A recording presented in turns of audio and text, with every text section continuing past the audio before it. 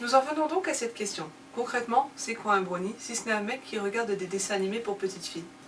D'ici, je vous entends rire, et pourtant, le brownieisme, c'est quelque chose de sérieux et de réfléchi. Faites un mix du mot anglais bro, qui signifie frère, pote, et de pony, et vous obtiendrez brownie, terme désignant les individus du fandom de la 4e génération de My Little Pony, créé par Lauren Faust.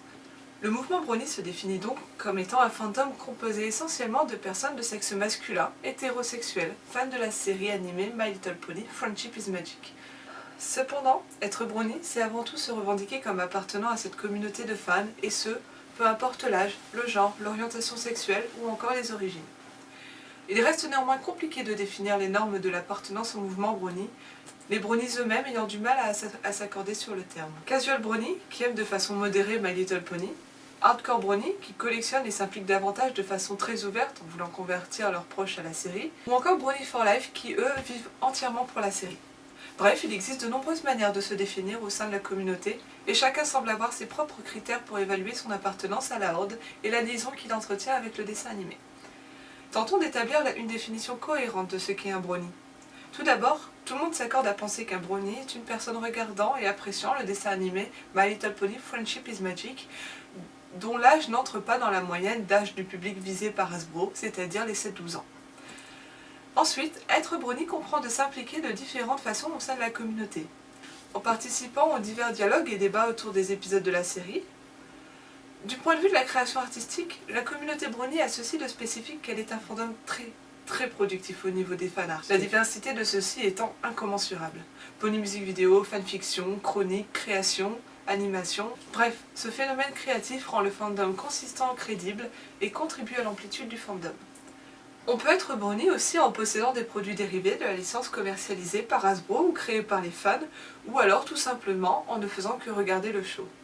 Nous assistons donc à la création d'une véritable identité communautaire sur Internet, les brownies profitant des différentes plateformes de discussion et de partage, comme les réseaux sociaux, forums, sites de visionnage de vidéos ou alors de partage de contenus artistiques divers, radio internet, sites consacrés aux brownies, pour se retrouver et échanger. Pour illustrer le processus d'identification des brownies à leur poney adoré, la pratique de la création des OC, Original Characters, est devenue courante, cette pratique consistant à se créer un alter ego poney. En plus de rassembler les fans du dessin animé, et plus largement de l'univers issu de cette 4e génération de My Little Pony, la communauté brownie renouvelle la définition du fandom classique en offrant un réel état d'esprit à la passion qu'elle diffuse. Au-delà d'une adoration pour ces poneys magiques, les brownies ont leur propre credo, se basant sur une formule simple, Love and Tolerate. Par là, ce fandom arrive à se créer une véritable identité, celle-ci allant à l'encontre des courants de pensée favorisés par l'anonymat de l'internet, c'est-à-dire les discriminations et l'intolérance, autrement dit, les haters.